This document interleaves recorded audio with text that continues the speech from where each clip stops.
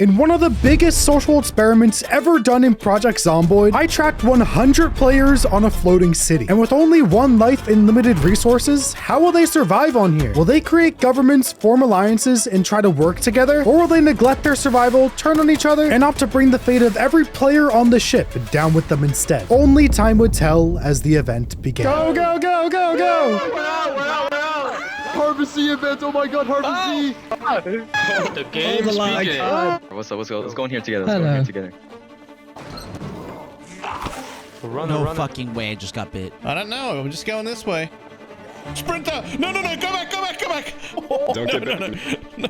At the start of the event, all 100 players quickly realized that this floating city wasn't as safe as they might have thought, because this ship was completely overrun with zombies, and it was up to the players to try and fend for themselves. Bojangles for president! Game speaking. Holy shit. Oh, there's zombies! Oh my god! What is zombies in here? Look out! Ah! I'll save you! Bojangles will protect you!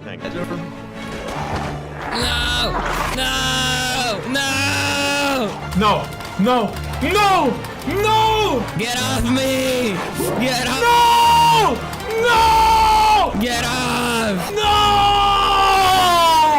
After noticing so many players dying alone to zombies, a lot of the players started to try and work together, forming various groups to increase their chances of survival. And soon, one of the largest groups began to form, looking to be the sole authority on the ship.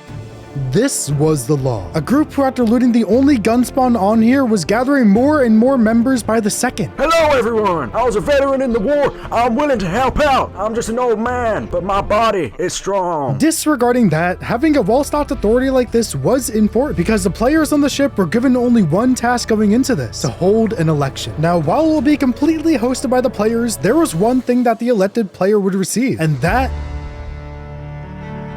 would be the captain's hat, providing anyone who wears it with power. And while it wasn't specified exactly how at the time, the players knew that this hat would have a massive impact later on in the civilization. And while that might be a good reason to try and win, it also put a huge target on your back. But there was one Law member who didn't mind the attention, because he had some unique ideas to bring to the ship.